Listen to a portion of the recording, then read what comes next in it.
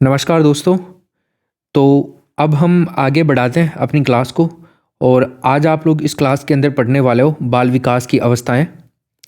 बहुत अच्छे से अपन इस चैप्टर को समझने वाले हैं। आपको एक एक चीज़ बारीकी से समझाई जाएगी और आपको बस ध्यानपूर्वक सुनना है आज की पूरी क्लास को, क्योंकि सारे के सारे जो क्वेश्चंस आते हैं आपके शिक्षा शास्त्र वाली जो अपना पोर्शन है वो यहीं से शुरुआत हो जाती है। तो एक एक चीज़ को ध्यानपूर्वक समझोगे, क्योंकि आजकल जो क्वेश्चन आते हैं एग्जाम के अंदर वो अप्लाइड क्वेश्चन आते हैं। तो आप लोगों का दिमाग चेक किया जाता है कि आप लोगों की सोचने समझने की क्षमता किस प्रकार की है। देखो, मैं आप लोगों को जो चीज़ पढ़ाता हूँ ना वो टू द पॉइंट और सिलेबस के अकॉर्डिंग पढ़ाता हूँ, ठीक है।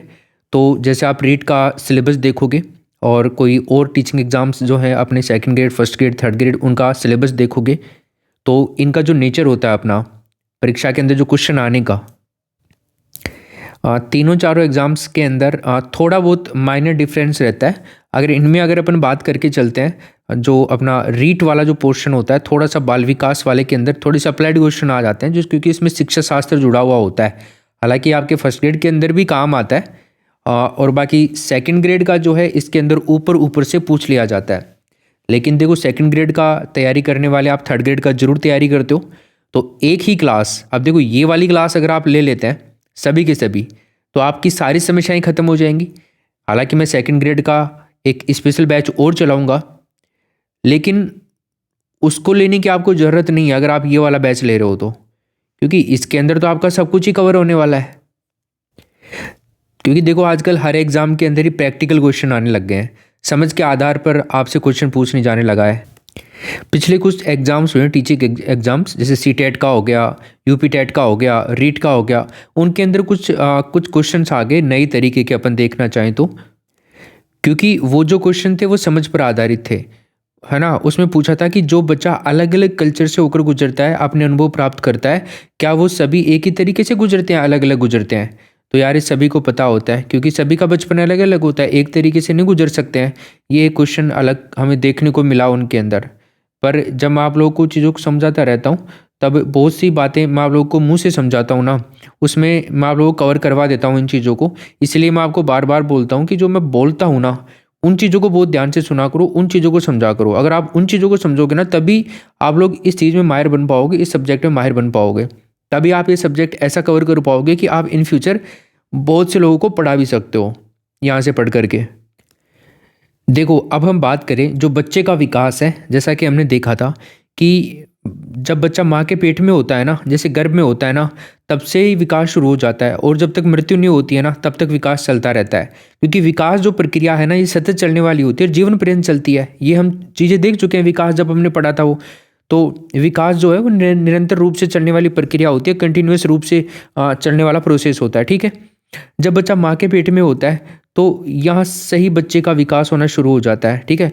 खासकर उसका जो फिजिकल डेवलपमेंट होता है, शारीरिक विकास जो होता है वो बहुत तीव्र गति से होता है ना। और वैसे अगर देखा जाता है कि 9 महीने का जो टाइम पीरियड दिया जाता है, 9 महीने का जो टाइम पीरियड दिया जाता है, जो गर्भ में विकास होता है 9 महीने का, लेकिन एग्जाम में हमारे को दोस्तों 280 दिन देखने को मिल जाते हैं। कई बार 280 दिन वाला सीन दे देता है, कई बार 230 भी दे देता है, पर आपको 280 वाला ज़्यादा माना है क्योंकि एनसीईआरटी में यही लिखा हुआ है भाई, ओके।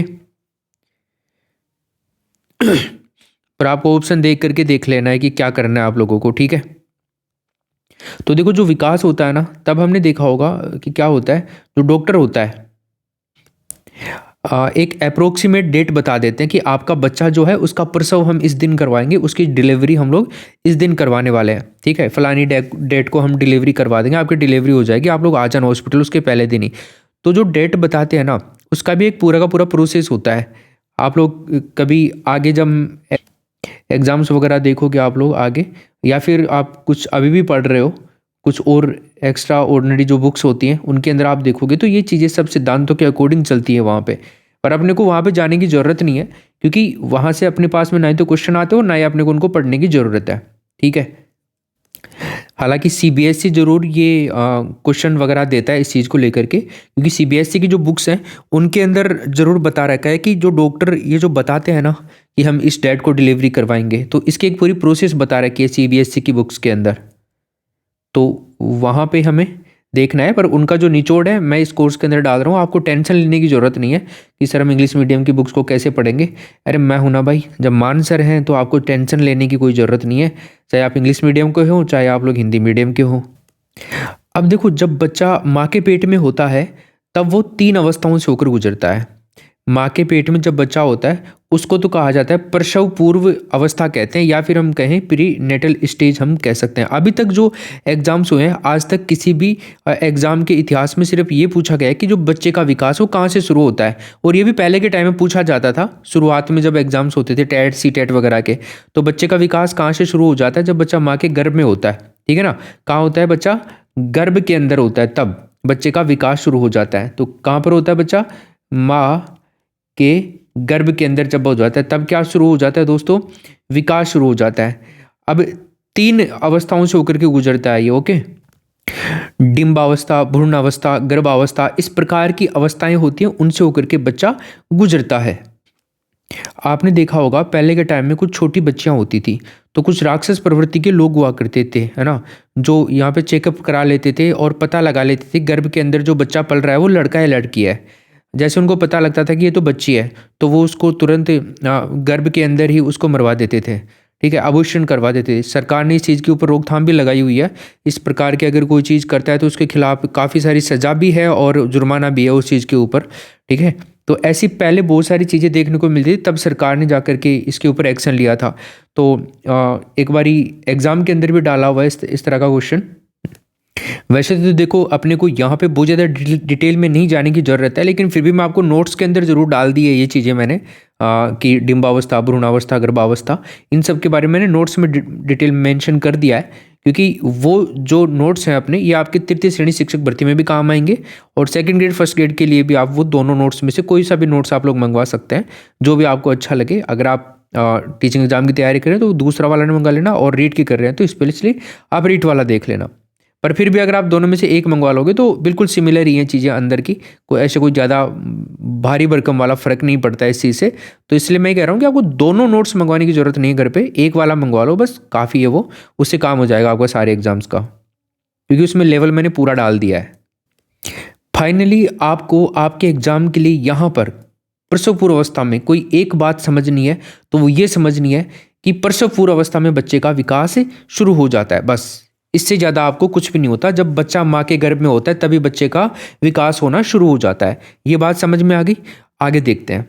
नेक्स्ट अपन बात करते हैं इन्फेंसी स्टेज के बारे में, है ना भाई, शैशवावस्था के बारे में बात करते हैं अपन, ठीक है ना मेरे भाई। क्या करते हैं, इन्फेंसी जो स्टेज है अपनी, इन्फेंसी स्टेज के बारे में अपन पढ़ते हैं। और इसका समय क्या होता है दोस्तों, 0 से लेकर के 2 साल तक का। 0 का मतलब हो गया जब बच्चा पैदा हो गया, उसके बाद में 2 साल तक का जो टाइम पीरियड है ना, जन्म से लेकर के 2 साल तक का, तो ये 2 साल तक का है शैशवावस्था के अंदर अपन बात करें तो। लेकिन आप लोग कहेंगे कि सर शैशवावस्था तो 0 से लेकर के 6 साल तक की होती है। अभी पढ़ लो आगे और अपन बात करेंगे, पहले एक बार 0 से 2 का तो देखो आप, फिर उसके बाद में आगे बात करेंगे अपन, है ना भाई। ओके, तो इसमें क्या होता है, इस एज में ये देखा जाता है कि बच्चा कैसे व्यवहार करता है, कैसे रिएक्ट करता है, और किस माध्यम से बच्चा यहाँ पर सीखता है, उसके बारे में अपन यहाँ पर कुछ चीज़ों के बारे में चिंता करेंगे। पहला है स्ट्रेंजर एंजाइटी, जिसको कहा जाता है दोस्तों अजनबी दुश्चिंता। क्या कहा जाता है, अजनबी दुश्चिंता, या फिर आप इस शब्द को पकड़ोगे ना तो काफ़ी अच्छा रहेगा, स्ट्रेंजर एंजाइटी आप याद रखोगे तो, ठीक है। अब आप कहेंगे सर क्या मतलब होता है इसका, देखो स्ट्रेंजर एंजाइटी नाम से अपने को समझ में आ रहा है, स्ट्रेंजर मतलब कि जो अजनबी लोग होते हैं उनको देख करके बच्चों को यहाँ पर एंजाइटी होना शुरू हो जाती है। आपके घर में अगर कोई 2 साल का बच्चा है फॉर एग्जांपल, है ना, आपके फैमिली मेंबर के अलावा कोई बाहर का कोई व्यक्ति आ गया, मान लीजिए आपका रिश्तेदार आ गया कोई, जिसके बड़ी बड़ी दाढ़ी बड़ी हुई है ना, या फिर कोई पास का आ गया कोई काला कड़वा आदमी आ गया और वो बिल्कुल नाता भी नहीं है, बिल्कुल डरावना सा है, दांत ही दांत दिखते हैं उसके, तो बच्चे को क्या है ना यहाँ पर एंजाइटी होना शुरू हो जाती है। ठीक है, ये दुश्चिंता होना शुरू हो जाती है। या फिर आपके मान लीजिए कोई मामा आ गया, मामी आ गई, या फिर कोई नाना आ गया, नानी आ गई, फूफा आ गया, कोई भी आ गया, तो बच्चा जो है ना उनको देख करके थोड़ा सा चकित हो जाता है, मतलब वो क्या हो जाता है, अजनबी दुश्चिंता हम लोग इस चीज़ को कहेंगे। देखो ज़्यादातर ऐसा ही होता है, जैसे ही वो लोग बच्चे को गोद में लेते हैं खिलाने के लिए तो वो रोने लग जाता है ना भाई, रोने लग जाता है वो बच्चा, तुरंत बच्चा रोना शुरू कर देगा, क्योंकि यहाँ पर जो 2 साल का बच्चा होता है ना, वो अपने सेंसेस के माध्यम से सीखता है ओनली, है ना भाई। दिमाग काम नहीं करता है, जो सेंसरी ऑर्गन्स होते हैं बच्चे के, है ना, उनके माध्यम से बच्चा सीखता है यहाँ पे। अब आप कहेंगे सर सेंसरी ऑर्गन का मतलब क्या है, कौन कौन से होते हैं सेंसरी ऑर्गन। ओके, मैं एक फ़ोटो लेता हूँ एक बच्चे की, फिर आपको समझाता हूँ। ये तो देखिए, ये रहा बच्चा, और इस बच्चे को अपन बिठा देते हैं कहाँ पे, यहाँ पे बिठा देते हैं भाई, ठीक है ना। ये वाला ही सही है, लिख देंगे इधर चारों तरफ जो भी नाम है। ओके, चलो देखो, तो सबसे पहले अगर अपन सेंसरी ऑर्गन्स की बात करते हैं तो एक तो अपना आ जाएगा क्या दोस्तों, आँख आ जाएगा, ठीक है भाई। क्या आ जाएगा, आँख आ जाएगा, ठीक है। सेंसरी ऑर्गन्स का ध्यान रखना, एक आ जाएगा नाक, ओके, नोज आ जाएगा, ये हो गया। एक जो कान है वो आ जाएगा, एक जो जीभ है वो आ जाएगी, और एक जो है स्किन, मतलब कि चमड़ी, स्किन आ जाएगी, या फिर इसको कह सकते हो आप लोग त्वचा, या फिर कह सकते हो आप लोग स्किन, ठीक है ना। तो आप लोगों ने देखा होगा यहाँ पे जैसे बच्चा जो होता है ना, जितनी भी चीज़ सीखता है ना, इन ज्ञानेंद्रियों के माध्यम से सीखता है ना। तो ये भी जो चीज़ें हैं सारी की सारी ये ज्ञानेंद्रियाँ होती हैं।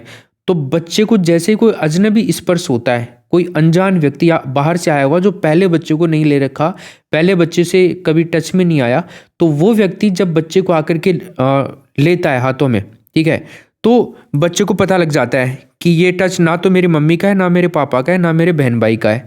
बच्चा समझ जाता है ना। दिमाग से काम नहीं ले रहा वो, यहाँ पे नई आंखों से देख करके काम ले रहा, वो ये समझ रहा है कि ये तो कोई अजीब ही बला आई है, कोई ना कोई भूत प्रेत आ गया, है ना भाई, कोई ना कोई मामला गड़बड़ है। तो बच्चा यहाँ पर क्या करता है, वो अपनी एक्टिविटी करता है। ज़्यादातर बच्चे यहाँ पर रोना शुरू कर देते हैं, ओके, ठीक है। तो इस प्रकार की जो अजनबी दुश्चिंता होती है, स्ट्रेंजर एंजाइटी होती है, वो अपने शैशवावस्था के अंदर देखने को मिल जाती है। उसके अलावा दूसरा है दोस्तों, जो व्यवहार होता है, जो मूल प्रवृत्तियों पर आधारित होता है। तो व्यवहार जो होता है ना, जो बिहेवियर होता है, ठीक है, बच्चे का जो बिहेवियर होता है, तो बच्चे का जो बिहेवियर होता है वो मूल प्रवृत्तियों पर आधारित होता है, ठीक है भाई। सपोज जैसे मैंने आपसे ये कहा कि यहाँ पर बच्चा स्ट्रेंजर एंजाइटी फील करना शुरू कर देता है। आपने देखा होगा जैसे ही बच्चों को अपनी कुछ भी विचार यहाँ पर व्यक्त करने को मिलते हैं, तो अपना रोकर विचार व्यक्त करते हैं वो। जैसे मैं आपको बात बताऊंगा भाषा विकास के बारे में, अपन देखेंगे तो उस टाइम में ये सारी चीज़ें आएंगे, ये किस किस प्रकार से विकास होता है। जैसे सिंपल सी मैं यहाँ पे एक बात बताऊँ, यही क्वेश्चन आपके एग्ज़ाम में देखने को मिला था एक बारी कि भाषा विकास के बारे में जब हम लैंग्वेज वाला चैप्टर देखेंगे तब अपन शुरू करेंगे। तो जन्म के बाद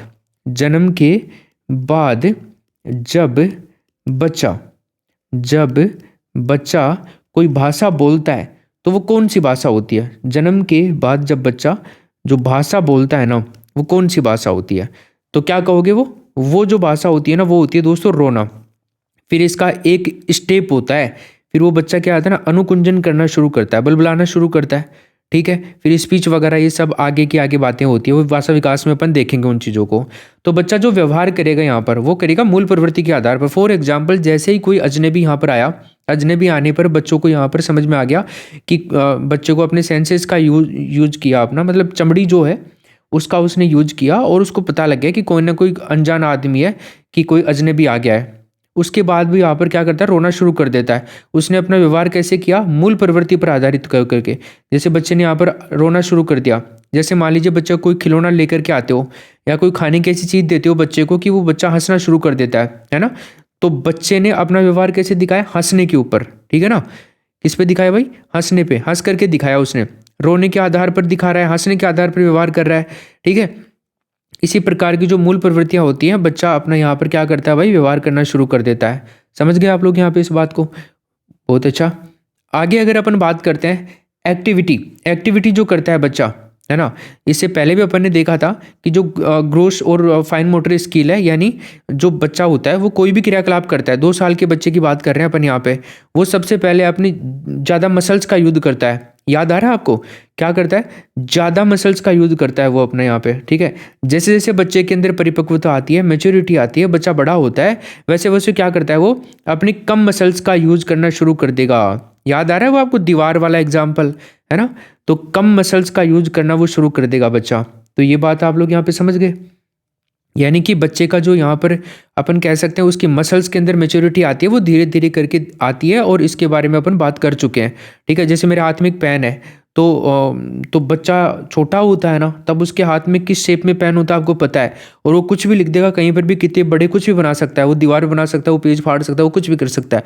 लेकिन जैसे जैसे बच्चा बड़ा होता है तो उसके अंदर मेच्योरिटी आती है, उसकी मसल्स में मेच्योरिटी आती है, और इस मेच्योरेशन के कारण ही बच्चा जो है वो अपनी एक्टिविटी जो है उसको मोटर स्किल में चेंज कर देता है, मतलब कम मसल्स का यूज करना शुरू कर देता है, उनको थोड़ा दिमाग का यूज करके। ठीक है, ओके। तो दोस्तों आगे अपन बात करें फीलिंग ऑफ जेलेसी, है ना, ईर्ष्या की भावना। अगर ईर्ष्या की भावना करते हैं तो दोस्तों देखो, ये बच्चों में तो पाई जाती है जेलेसी, लेकिन 2 साल के बच्चे की बात करें, लेकिन भगवान ने जो है ना इस दुनिया के हर इंसान के अंदर ये वाली भावना को पैदा किया है और दिया है। आपके अंदर, मेरे अंदर, सबके अंदर ईर्ष्या की भावना है। अब आप में से कोई कह दे मेरे को कि नहीं मेरे अंदर तो ईर्ष्या नहीं है, मैं तो किसी से नहीं जलता हूँ, तो ये गलत बात है। हाँ, ये जरूर हो सकता है कि कोई बहुत कम जलता है, कोई नॉर्मल जलता है, और कोई बहुत ज़्यादा जलता है, वो इतना जलता है कि वो सारे दिन जलता ही रहता है और वो एक दिन जल ही जाता है, खाक ही हो जाता है ना। कई सारे ऐसे भी तो लोग होते हैं। तो ये है ईर्ष्या की भावना जो बच्चों के अंदर पाई जाती है ना। ओके, इसकी क्वांटिटी कम हो सकती है, लेकिन ये सबके अंदर हो सकता है, ये ध्यान रखना। अब जेलेसी फीलिंग बच्चे के अंदर आना शुरू हो जाती है। 2 साल का जो बच्चा होता है ना, अगर उस बच्चे का खिलौना लेकर के आप किसी और को दे दोगे तो बच्चा रोना शुरू कर देगा। मतलब क्या है, वो जेलेसी आ गई उस बच्चे के अंदर, जलन आ गई, ईर्ष्या हो रही है किसी बच्चे को, मेरा खिलौना किसी और को कैसे दे दिया। ठीक, आपने देखा होगा आपके घर में एक छोटा बच्चा है, और उसके अलावा आपके घर के अंदर या फिर आपके पास पड़ोस में कोई 1-2 और छोटे बच्चे हैं, है ना।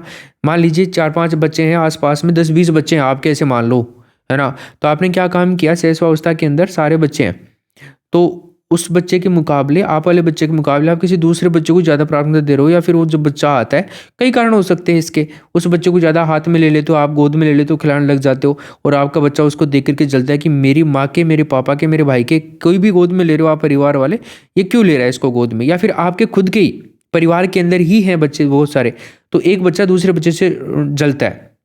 कई बार नहीं देखते, तो दादा दादी किसी बच्चे को रखते हैं तो दूसरा बच्चा भी दूसरी गोद में जाकर के बैठ जाता है, तो वो ये वाला सीन होता है। ठीक है ना। तो बच्चा दूसरा जो होता है वो रोना शुरू कर देता है। अगर आप किसी दूसरे बच्चे से प्यार करते हो तो ज़्यादा, अगर देखो दूसरे बच्चे को अपने भाई बहन से हो जाता है कि पापा ने उसको ये चीज़ क्यों ला के दी, मेरे को क्यों नहीं ला के दी, ये वाली सबके अंदर होती है, छोटे बच्चों के अंदर, आपस में भाई बहन में भी हो जाती है। आपने देखा होगा इसी स्टेज में जो बच्चे होते हैं 2 साल तक के, तो आपस में जो, देखो बच्चे को यहाँ पर थोड़ा बैलेंस बनाना आना भी शुरू हो जाता है। 2 साल का जो बच्चा होता है वो थोड़ा चलना भी शुरू कर देता है ना, कुछ अपना सेंटेंस भी बोलना शुरू कर देता है 2-3 शब्दों को मिला करके। और आपने देखा होगा ये वो टाइम पीरियड होता है 2 साल के बाद का, या 2 साल जब ख़त्म होता है, तो यहाँ पर जो बहन भाई जो होते हैं, या फिर आप बहन भाई हो, जैसे आपके बीच में आपस में टकराव रहता है शुरुआती कुछ बाल्यावस्था तक, टकराव देखने को मिलता है ना। और काफ़ी लोगों का तो किशोरावस्था तक भी जाता है ये टकराव, मतलब डिपेंड करता है ये, मतलब समझ पर आधारित होता है ना। तो ज़्यादातर भाई और बहन के बीच में लड़ने का काम चलता है। आप लोग भी लड़ते होंगे भाई बहन इस उम्र में, बाल्यावस्था या किशोरावस्था की शुरुआत तक, है ना। ये चलता था भाई, हमारे तो चलता था भाई, तुम्हारा पता नहीं है तुम लड़ते थे कि नहीं लड़ते, हम तो लड़ते थे, है ना। और काफ़ी कुछ भी खाए हैं मैंने तो ठीक है, ऐसे तो ज़्यादा भी नहीं खाए।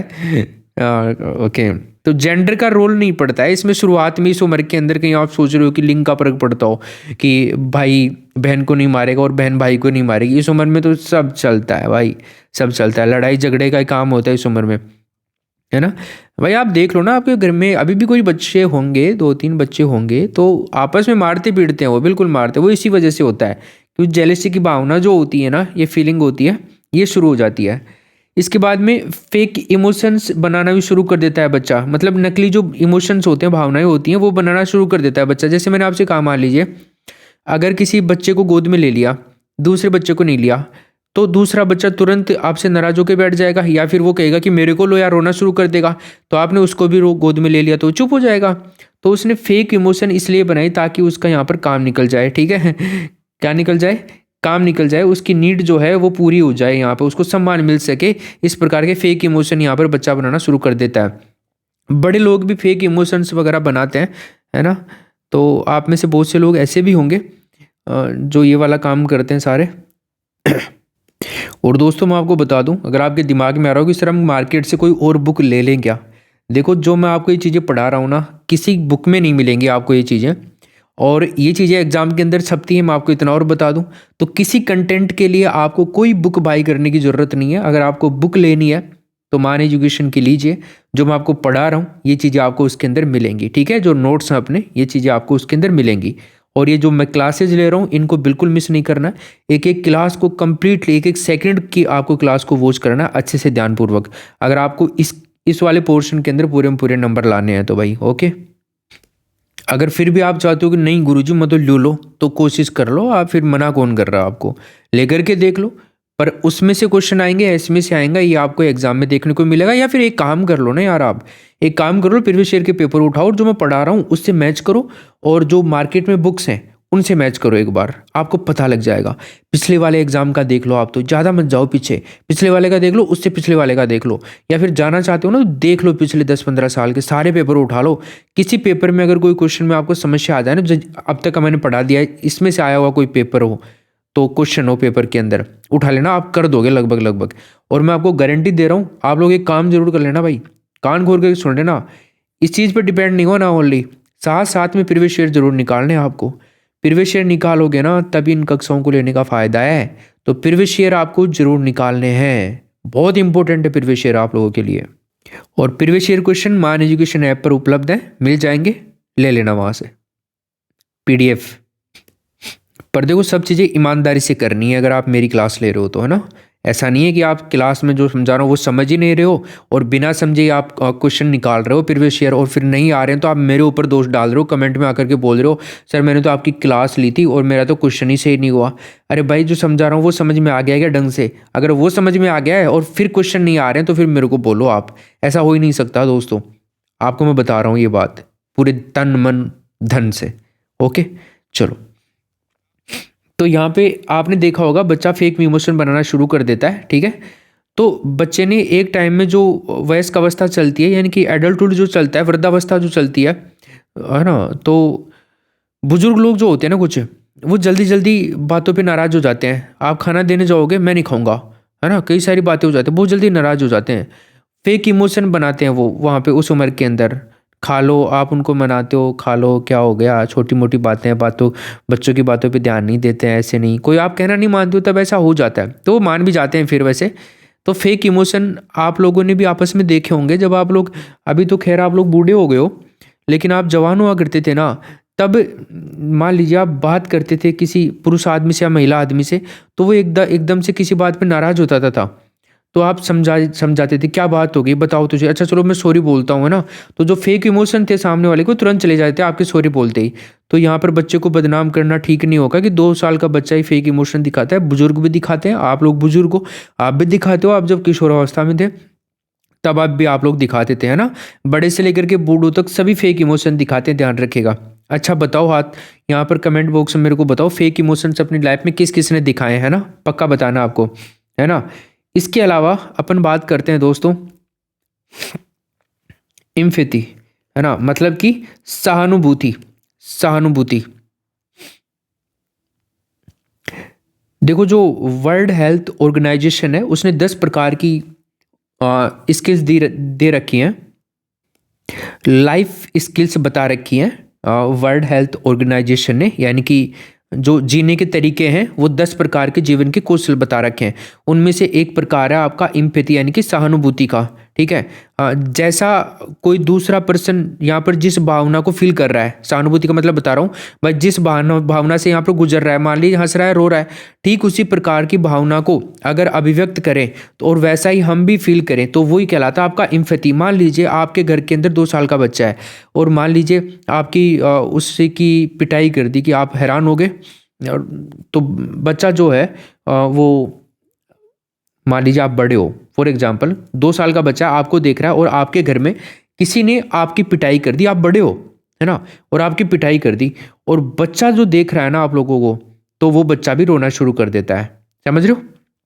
कि हमारा पापा बाहर से पिट कर आया या मम्मी पापा ने पीट दिया तो चलो हम भी रोने लग जाते हैं, क्या पता पापा चुप हो जाए, है ना, ऐसा हो जाता है। अगर घर के अंदर आप खुश हो, मतलब मजाक कर रहे हो आप लोग घर वाले सारे मिलकर के, तो बच्चा भी इसी प्रकार से मजाक करना शुरू कर देता है, वो भी हंसना शुरू कर देता है, चाहे उसको कुछ भी समझ में नहीं आए। तो बच्चा जो इम्पैथिक यहाँ पर फीलिंग है बच्चे की, वो 2 साल के अंदर दिखाना शुरू कर देता है इम्पैथी फीलिंग। जैसा कोई दूसरा करेगा जिस फीलिंग से गुजर रहा होता है, वैसी फीलिंग यहाँ पर बच्चा भी शुरू कर देता है। मतलब अनुकरण वाली सीन कह सकते हैं अपन यहाँ पे, ठीक है, बच्चा भी वैसे कर देता है। ओके, ठीक है। तो तुम ध्यान रखना, सब लोग एडोलसेंट से बाहर आ गए हो, बूढ़े हो गए हो, है ना, वृद्धावस्था चल रही है तुम्हारी, बूढ़े।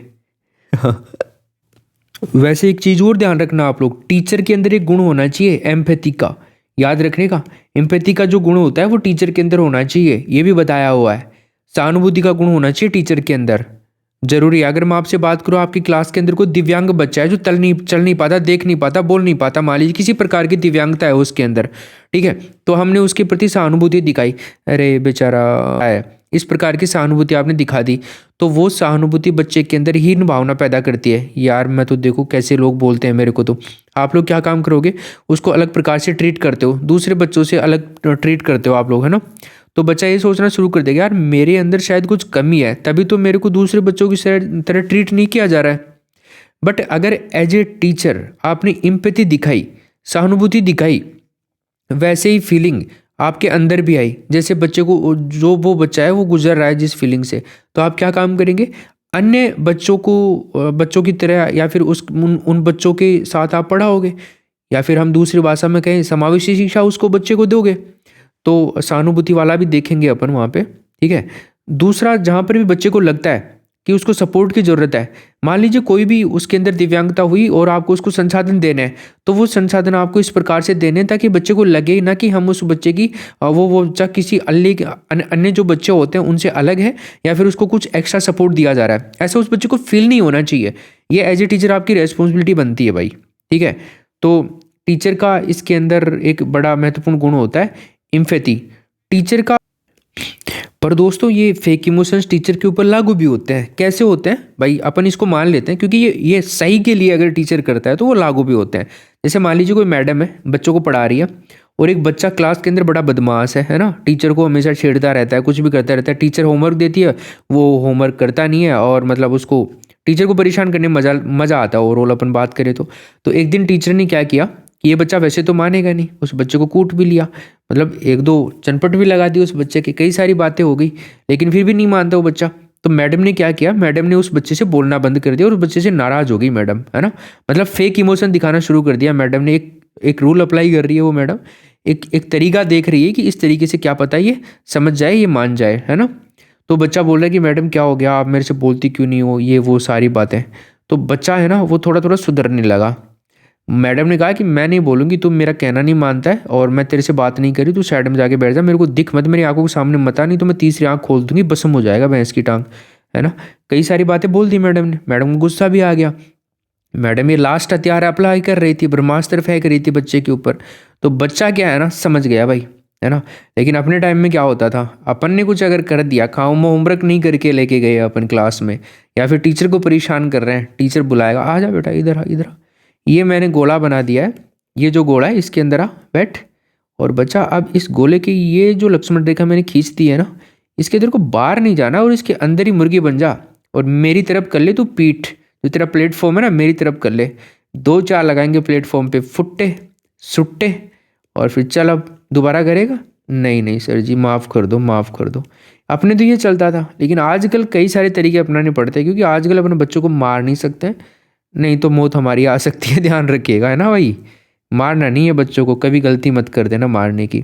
आप कोई भी तरीका यूज कर लेना बच्चों को समझाने के, मारने की गलती मत करियो। उनके घर वाले देख लेंगे क्या करना है, आपको तो अपना काम करना है, नौकरी से जा सकते हो, ठीक है।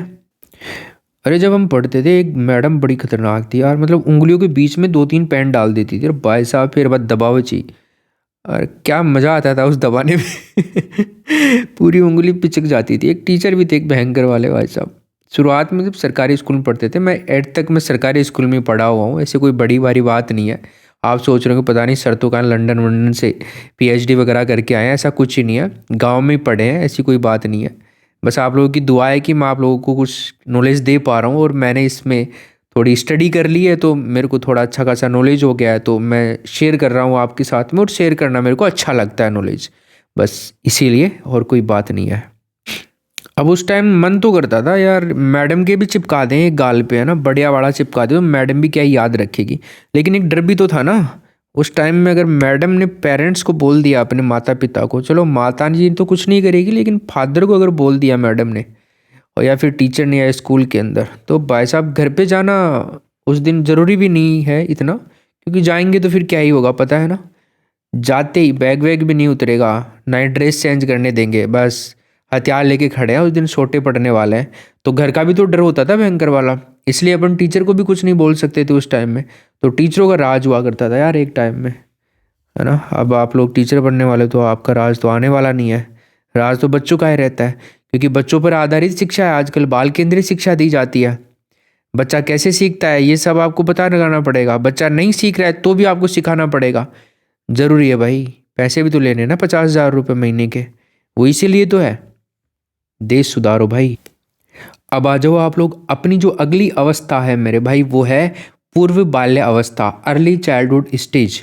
और इस अवस्था का जो टाइम पीरियड होता है दोस्तों वो होता है 2 से लेकर के 6 साल तक, ठीक है, याद रखिएगा ये समय, याद रखिएगा आप लोग 2 से 6 साल तक। तो बच्चा यहाँ पर 2 से लेकर के 6 साल तक हो गया है ना। अब देखिए आप लोग जो NEP 2020 के बारे में पढ़ोगे, नेशनल एजुकेशन पॉलिसी जो है उसके बारे में जब हम पढ़ेंगे, तो उसमें क्या है ना, जो शुरुआती अपनी स्टेज होती है, फाउंडेशनल स्टेज जिसको अपन बोलते हैं, जिसमें बच्चा 3 साल से स्कूल में जाना शुरू कर देता है ना, आंगनबाड़ी वगैरह में या बाल वाटिकाओं में, केंद्रीय विद्यालय के जो स्कूल होते हैं ना उनमें फॉर्म निकलते हैं बार बार में, तो उनमें एडमिशन चलते हैं। तो 3 साल के बच्चे को आप वहाँ पर भी ट्राई कर सकते हैं, केंद्रीय विद्यालय में भी एडमिशन होते हैं, बाल वाटिका के जो प्रोसेस होता है वो शुरू हो जाता है उनके अंदर। अब देखो इसमें जो है अपना पहला ही बिंदु है, सामाजिक संरचना इस अवस्था को माना गया है। वैसे तो पूरी बाल्यावस्था को ही सामाजिक संरचना की अवस्था माना गया है। क्या माना गया है? पूरी बाल्यावस्था को ही क्या माना गया है? सामाजिक संरचना की अवस्था माना गया है, या फिर आप इसको कह सकते हो सोशल कंस्ट्रक्ट इसको माना गया है, ठीक है, सामाजिक संरचना। तो पूरी बाल्यावस्था को माना गया है, याद रखिएगा पूरी बाल्यावस्था को। इनफैक्ट बाल्यावस्था के बाद में जो किशोर अवस्था होती है ना उसको भी सामाजिक संरचना माना गया है। क्या है सामाजिक संरचना? सामाजिक संरचना मतलब इस अवस्था के अंदर जो भी नियम है, जो भी व्यवहार है, जो भी किरदार है वो समाज द्वारा बनाए गए होते हैं। आपने देखा होगा 2 साल से लेकर के 6 साल तक के बच्चे की अपन बात करें तो इस एज के अंदर जो बच्चा है ना वो खिलौने से खेलना शुरू कर देता है ना, खिलौने से खेलना बच्चा शुरू कर देता है इस एज के अंदर। जैसे यहाँ पर एक चीज़ लिखी हुई है, कल्पनाशीलता वाले खेल से शुरू कर देता है बच्चा, ठीक है ना। कोई भी खिलौना ले लेगा बच्चा, गाड़ी ले लेगा मान लीजिए, और गाड़ी लेकर के, या फिर बंदूक भी तो आती है ना, फेक बंदूक, कि बच्चा क्या कहता है मैं पुलिस बनूंगा। और बच्चा कहाँ से सीखता है ये वाली चीज़ें? आज की डेट में अगर बात करें तो बच्चा सीखता है सोशल मीडिया से, टीवी वगैरह से, मोबाइल में से सीखता है, ठीक है। एक एक बंदूक ले लेगा, मेले में से ले आएगा कहीं पे और बोलता है मैं पुलिस हूँ, डिशाम डिशाम गोली निकाल दूंगा, और कहीं पे कोने में जाकर के गोली निकालने की कोशिश करता है। कोई मूवी देख लेता है, कोई वेब सीरीज, कोई कुछ भी देख रहा है, वो जो उसके अंदर सीन उसने देखा है उसी तरह से वो रिएक्ट करता है उस बंदूक को लेकर के, अलग अलग पोजीशन लेकर के वो गोली निकालने की कोशिश करता है। कभी ट्रंप के निकालता है, कभी मोदी के निकालता है, कभी किसके निकालता है ना। तो बच्चा सबसे ज़्यादा क्या करता है? यूट्यूब चलाता हुआ मिलेगा अपने को, सोशल मीडिया पे ज़्यादा एक्टिव मिलेगा बच्चा, कुछ ना कुछ देखता रहता है वो। इनफैक्ट बच्चे बिना मोबाइल के आजकल खाना भी नहीं खाते हैं, जो कि बहुत ही गंदी बात है यार। पेरेंट्स को सोचना चाहिए ये वाली बात कि आप बच्चों को मोबाइल दे कर कितनी बड़ी गलती कर रहे हो। आप अपनी बुढ़ापे के ऊपर लात मार रहे हो मेरे भाई, क्योंकि बच्चों को जो मोबाइल देते हैं ना, जो भी पेरेंट्स या घर वाले कोई भी, आज तो चलो उनको अच्छा लग रहा होगा कि बच्चा परेशान नहीं करेगा, मोबाइल दे देते हैं बच्चे को देखने के लिए, लेकिन आप बच्चे की पूरी ज़िंदगी क्या कर रहे हो? ख़राब कर रहे हो मेरे भाई। बच्चे की पूरी ज़िंदगी ख़राब हो जाएगी। इसके जो दुष्परिणाम है ना, आज आपने बच्चे को मोबाइल देना शुरू किया, 2 साल तक आपने मोबाइल दे दिया, तो आने वाले 10 साल के बाद में आपके बच्चे के अंदर इतनी सारी कमियाँ हो जाएंगी, आंखों की दृष्टि उसकी चली जाएगी, उसकी चिड़चिड़ापन इतना खतरनाक वाला आ जाएगा, आप संभल नहीं पाएगा उसका गुस्सा आप लोगों से, पता नहीं वो कैसे कैसे रिएक्ट करेगा इन फ्यूचर, उसको खुद को भी नहीं पता है। तो बच्चे को मोबाइल से दूर रखिए, जितना ज़्यादा हो सके उतना दूर रखिए। इसका एक सिंपल सा तरीका है, जब बच्चा आपके सामने हो तो बच्चे के सामने आप मोबाइल ना लें हाथ में, फिर बच्चा कभी मोबाइल नहीं मांगेगा आप लोगों से। बच्चे को मोबाइल दिखाओ ही मत घर में। किसी को मोबाइल चलाना है, दूसरे रूम में जाओ, अंदर का लॉक लगाओ और फिर मोबाइल चलाओ। बच्चे को नहीं दिखाना मोबाइल, ठीक है। या फिर कहीं बाहर जा कर के मोबाइल चला के आ जाओ, या फिर आप लोग बात करनी है तुम्हारे को, साइड में जा कर के बात कर लो। बच्चे के सामने क्यों करते हो? बच्चे के सामने तो बुक लेकर के बैठो। आपको अगर पढ़ना भी नहीं आता ना, फिर भी बुक लेकर के बैठ जाओ बच्चे के सामने। बच्चा 100% मैं गारंटी देता हूँ बुक लेकर के बैठेगा, बच्चा भी पढ़ना शुरू कर देगा आपके पास में आकर के, ठीक है। या बच्चे को पढ़ाओ, अच्छी अच्छी स्किल्स आजकल तो उनसे बच्चे को सिखाओ पढ़ना। तो ये बहुत ही ज़्यादा डेंजरस सिचुएशन है। इससे बच्चों की आंखों पर, मसल्स पर, उसके जो कॉग्निटिव डेवलपमेंट है, मेंटल डेवलपमेंट जो है, अपना मानसिक विकास है बच्चे का, सब कुछ बहुत काफ़ी हद तक प्रभावित हो जाएगा और संभल नहीं पाएगा। फिर बाद में आप दवाई दिलाते, डॉक्टर्स के पास में ले जाते, फिरोगे, लोगों को कहोगे कि मैं तो सबको दिखा लिया इस दुनिया के अंदर, कुछ फ़ायदा नहीं हो रहा बच्चे के मेरे के, तो पता नहीं क्या ही हो गया। क्या ही नहीं हुआ, तुम नहीं किया उसका, जो भी किया है वो तुम ही जिम्मेदार हो उसके लिए, ठीक है। इसके बाद में इस एज के अंदर जो बच्चा होता है ना, वो इमिटेशन करना शुरू कर देता है। मतलब नकल का युग कह सकते हैं। मतलब बच्चा जो होता है वो कॉपी करना शुरू कर देता है, ठीक है, अनुकरण करना शुरू कर देता है, नकल करना। जैसे इस एज के अंदर बच्चों के सामने हमेशा आदर्श व्यवहार करना चाहिए। जैसे कि मैंने आपको बताया कि बुक्स लेकर के बैठिए, बच्चों के सामने प्यार प्रेम से बोलिए, बच्चों के सामने गुस्सा मत करिए, बच्चों के सामने किसी को पीटिए मत, बच्चों के सामने आप अपनी वाइफ से झगड़ा मत करो, या फिर जो भी वाइफ है वो अपने पति से झगड़ा ना करें, आप अपने पेरेंट्स से झगड़ा ना करें, आप अपने माता पिता से झगड़ा ना करें, आप अपनी सासू माँ से झगड़ा ना करें, सासू माँ से झगड़ा ना करें, एटलीस्ट बच्चों के सामने ना करें, ठीक है। इससे बच्चे का जो विकास है ना वो बहुत ज़्यादा प्रभावित हो जाता है, ठीक है। तो आदर्श भाषा का यूज करना चाहिए अपने को, क्योंकि जितनी भी चीज़ें होती है ना, बच्चा आपको फैमिली को देख करके कॉपी कर रहा होता है, नकल कर रहा होता है। आप लोग समझ गए। इसके अलावा बच्चा, अगर आप टीवी वगैरह दिखा रहे हो तो टीवी के अंदर भी कुछ भी सीन आ रहा है तो वो बच्चा आपके साथ वैसा करने की कोशिश करेगा। जैसे कोई मूवी है, उसमें कह रहा है कोई कि चल ठीक है तेरे को देख लूँगा, तो आपके परिवार में कोई बच्चा है तो वो उसको देख रहा है, तो वो उसके दिमाग में बैठ गया, तो वो बोलेगा ठीक है देख लूँगा मैं तेरे को। अगर कल्पनाशीलता वाली जो गेम्स हैं, खेल हैं, उनकी मैं बात करूं तो मान लीजिए उस बच्चे के हाथ में बंदूक है। क्या है भाई? बंदूक है। तो बच्चा जो गन है ना उसको देख करके क्या काम करेगा कि देख मैं पुलिस वाला हूँ और मैं गोली निकालूंगा, उसको पकड़ूंगा, चोर को पकड़ूंगा, और वो ऐसे कुछ करना शुरू कर देगा, ठीक है। अब मैं देख देख तुझे गोली मारता हूँ, ढाई ढाई ढाई ढाई ऐसे करके बताया कब, अलग अलग डिजाइन से ऐसे ऐसा आड़ा तिरछा होकर के, लेट करके, तो इमेजिनेशन बच्चा यहाँ पर करना शुरू कर देता है, ठीक है। उसके बाद में इस उम्र को है ना सेंसिटिव पीरियड कहा जाता है। इसको संवेदनशील चरण क्यों कहा जाता है? जो चाइल्डहुड की चरण होती है, अर्ली चाइल्डहुड की, और सेंसिटिव जो चरण है वो किसके लिए कहा जाता है ना? ये कहा जाता है आपका भाषा के लिए कहा जाता है, लैंग्वेज के लिए कहा जाता है, आपका जो व्यवहार होता है ना उसके लिए कहा जा सकता है। या फिर हम ये भी कह सकते हैं कि जो बच्चे का जो व्यक्तित्व होता है, पर्सनैलिटी जो होता है, व्यक्तित्व है, उन सब के लिए। तो इन सभी चीज़ों में बच्चा क्या करता है? इमिटेशन करता है, कॉपी करता है, ठीक है। मान लीजिए आपके घर के अंदर कोई अच्छी भाषा नहीं बोली जा रही है, आपने देखा है जो बच्चा अपनी पहली भाषा सीखता है वो कौन सी सीखता है? मातृभाषा सीखता है। कौन सीखता है भाई? मातृभाषा सीखता है बच्चा, ठीक है। तो जैसे आप परिवार में बोलोगे ना बच्चा वैसे ही सीखेगा। तो मदर टंग को यहाँ पर बच्चा सीख लेता है, ठीक है ना भाई? क्या सीख लेता है? मदर टंग को सीख लेता है यहाँ पे। तो याद रखना, बच्चे की जो पहली भाषा होती है वो बच्चा हमेशा उसको क्या करता है? कॉपी करके सीखता है। मान लीजिए जैसे मैं जयपुर का हूँ, मान लीजिए आप लोग जयपुर के हो, दिल्ली से हो, या फिर जयपुर से हो मान लीजिए, तो जयपुर की भाषा आप लोग बोल रहे हो। जब मैं बोल रही हूँ जो मैं थाने बाल विकास शिक्षा शास्त्र पढ़ा रही हूँ, एक मायने मैं थाने पढ़ाई कि बाल विकास और शिक्षा शास्त्र जो है, एक मायने आज आप पूर्व बाल्यावस्थान देख रहा था। पूर्व बाल्यावस्थान अंग्रेजी में काहे बोली जी? अर्ली चाइल्डहुड स्टेज बोली जी, ठीक है भाई। 2 से लेकर 6 साल तक की उम्र बचे एक मायने कहीं कहीं देख रहा जाबा, इम देख रहा जाबा सामाजिक संरचना, सामाजिक संरचना। उसके बाद में जिज्ञासा देख रहा था, बी के बाद में आप नकल को युग देख रहा था, बी के बाद में आप संवेदनशील चरण देख रहा था, कल्पनाशीलता वाले गेम्स की अपन यहाँ पर बात कर रहे हैं। तो ये जो मैंने अभी बोला ना, ये ढूंढाड़ी भाषा है। जयपुर के अंदर बोली जाने वाली भाषा क्या है? ढूंढाड़ी भाषा है, ओके। और तो जो हमारे परिवार में कोई बच्चा होगा ना, या फिर जब मैं बच्चा था तो मैं कौन सी भाषा सीखा भाई? आप लोग मान लीजिए बीकानेर से हैं या उदयपुर से हैं, या फिर आप लोग कहीं से भी हैं, गंगानगर से हैं, या फिर आप यूपी से हैं, हरियाणा से, गुजरात से हैं। बहुत सारे ऑर्डर आते हैं डेली अलग अलग स्टेट से। वो ये जो अपने नोट्स उनको मंगवाते हैं कई सारे दोस्तों। मैं सोचता हूँ यार कौन कौन देखते हैं, तो गुजरात वाले गुजराती सीखते हैं, जो अपनी जो मदर टंग होती है, मातृभाषा जो होती है वो वाली सीख जाते हैं। हम लोग सब एक साथ ही क्यों नहीं सीख लेते हैं एक ही भाषा? ऐसा कभी होता है क्या?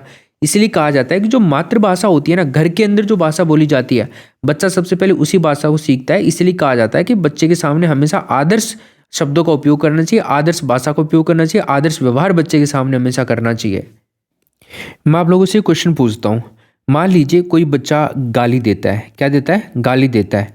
लेकिन एक दूसरा पक्ष ये भी है कि उसकी फैमिली के अंदर, उसका जो परिवार है उसके अंदर कोई भी गाली नहीं देता है। ध्यान से सुनना इस बात को आप लोग, है ना? तो आंसर देना आप मेरे को। आपके बच्चे ने गाली दे दी, ये कोई गंदा शब्द बोल दिया, लेकिन फैमिली के अंदर कोई नहीं बोलता है, तो इसकी क्या वजह है? क्या वो रीज़न है जिसकी वजह से बच्चे ने वो गलत भाषा बोली, गलत शब्द का प्रयोग किया या गाली दी? ठीक है, सब लोग आप कमेंट बॉक्स में ज़रूर मेरे को बताना, मैं यही चेक करूँगा सब लोगों का। सभी को बताना है। मेरे को बहुत बढ़िया क्वेश्चन लगा ये, है ना? तो ये कोई भी ये क्वेश्चन आया हुआ है एग्जाम के अंदर, और आप क्योंकि समझ के ऊपर आधारित आते हैं आपके एग्जाम के अंदर क्वेश्चन, और जब आप समझोगे ना इन चीज़ों को कि बच्चा कैसे कैसे क्या करता है, कैसे व्यवहार करता है, कैसे चीज़ों को समझता है, और कैसे कैसे क्या है उसका जो रवैया होता है, नज़रिया होता है देखने का, सब चीज़ें, ये चीज़ें समझोगे ना, तभी आप इस प्रकार के प्रश्न को हल कर पाओगे। तो मेरे को आप इस चीज़ का रीज़न जरूर बताओगे कि बच्चे के परिवार में कोई भी अभद्र भाषा का प्रयोग नहीं किया जाता है, ना ही परिवार वालों से बच्चे ने कभी सुना है कि ये शब्द वाली बात। तो बच्चे ने जो गलत शब्द का प्रयोग किया या गाली दी, उसका क्या कारण है, बताना आप लोग कमेंट बॉक्स में। चलो थोड़ा सा हिंट दे देता हूँ। मान लीजिए बच्चे ने गाली नहीं दी है, या फिर कोई ऐसी भाषा बोल दी बच्चे ने कि आप लोग अचंभित हो गए, यार ये ऐसे अचानक से कैसे बोल दिया। जैसे बोल दिया उसने, ए हट जा, साइड में हट जा, पुष्पा आ रहा है भाई, पुष्पा आ रहा है, ऐसे बोल दिया बच्चे ने। तो इस चीज़ का क्या रीजन है? क्योंकि बच्चा तो जो भी भाषा सीखेगा वो अपनी फैमिली से सीखेगा, कॉपी करके सीखेगा, अनुकरण के माध्यम से सीखेगा, ठीक है, परिवार से सीखेगा। तो बच्चे ने फिर इस प्रकार के शब्द कैसे सीख लिए? इस चीज़ का जवाब आप लोगों को मेरे को देना है भाई, है ना? कौन सा क्या हो सकता है इसका? और मैं इस चीज़ को, जो इस चीज़ का आंसर है ना जो मैंने पूछा है, इसको मैं बहुत डेंजरस मानता हूँ आज के टाइम के अंदर। ठीक है, मैं बात भी कर चुका हूँ, अगर आपको पता हो तो, थोड़ा आइडिया आ रहा हो तो, ये चीज़ जो बच्चे ने ये बोला है, कहाँ से समझ कर क्या बोला है, तो आप सबको कमेंट जरूर करना है। ठीक है, मैं इसका नाम बता ही देता हूँ आप लोगों को, आप तो पता नहीं कमेंट करोगे या नहीं करोगे, कमेंट जरूर करना है। पर देखो, इसका जो आंसर आएगा ना, वो आएगा अपना सोशल मीडिया। क्या आएगा दोस्तों? सोशल मीडिया आ जाएगा। सोशल मीडिया की वजह से आप मोबाइल बता रहे होगे आप लोग, कई लोग तो। देखो मोबाइल क्यों नहीं है? क्योंकि बच्चा टीवी भी तो देखता है, या फिर बच्चा और कोई बड़ा टीवी देखता है, मूवी वगैरह भी देखता है, सिनेमा भी जा सकता है, पिक्चर हॉल में भी जा सकता है वो, वहाँ पे भी। तो ओवरऑल क्या है ना, सोशल मीडिया इसका राइट आंसर होगा दोस्तों अपना। फॉर एग्जाम्पल, मान लीजिए कोई मूवी चल रही है घर के अंदर, मोबाइल में चल रही है या फिर टीवी में चल रही है, तो कोई ऐसा सीरियल आ रहा है उसके अंदर, या फिर मूवी के अंदर कोई ऐसा सीन आ रहा है जिसमें कोई बच्चा जो है वो अपनी माँ को बोल रहा है कि तू चुड़ैल जैसी दिख रही है, तू मेरे को पीटती रहती है, फलान करती है, ढीक करती है ना, तू बहुत ख़राब है, ये है वो है, अपनी माँ से तू मैं करके बात कर रहा है। ठीक है, और बालों को खींच रहा है, और पापा को बोल रहा है तुमने इससे शादी क्यों करी है, ये वो है। साले शादी तेरे माँ से ये नहीं करता, तू कहाँ से आता? ऐसी बातें वो पापा बोल रहा है उससे। ठीक है, पर जो भी है, मतलब उस मूवी के अंदर कुछ गलत चीज़ों को दिखाया गया। ठीक है, तो बच्चा देख रहा था उन चीज़ों को, तो चुड़ैल वाला शब्द पकड़ दिया। अब जैसे मूवी ख़त्म हुई तो बच्चे के ऊपर तो हावी हो गया चुड़ैल वाला शब्द, तो अपनी मम्मी को जाकर के बोल रहा है तू चुड़ैल है, तू चुड़ैल है। अब मम्मी अचंभित हो गई, ये ऐसे क्या रिएक्ट कर रहा है, ऐसे क्यों बोल रहा है ये फालतू में अपने को। पापा को बोल रहा है कि तू इससे शादी क्यों की पापा तुमने ये है ना, ये वाली बात है। तो बच्चा जो है ना, ये सोशल मीडिया की वजह से आजकल ज़्यादा कर रहा है इन चीज़ों को। पर क्या है ना, माँ जो होती है ना, अगर माँ को बेटे ने चुड़ैल बोल दिया तो माँ पता है किसके ऊपर शक करेगी? माँ शक करेगी बाप के ऊपर। वो कहेगी कि हाँ ज़रूर, मैंने तो कभी चुड़ैल के बारे में सुना नहीं घर के अंदर, लेकिन फिर भी तेरे पापा ने तेरे को बोला होगा, और तो कौन ही बोलेगा। तो पापा के लग जाएगी वो, और पापा ने बेचारे ने कभी बोला ही नहीं उसको चुड़ैल, वो तो बेचारा वैसे डरता है चुड़ैल से, है ना।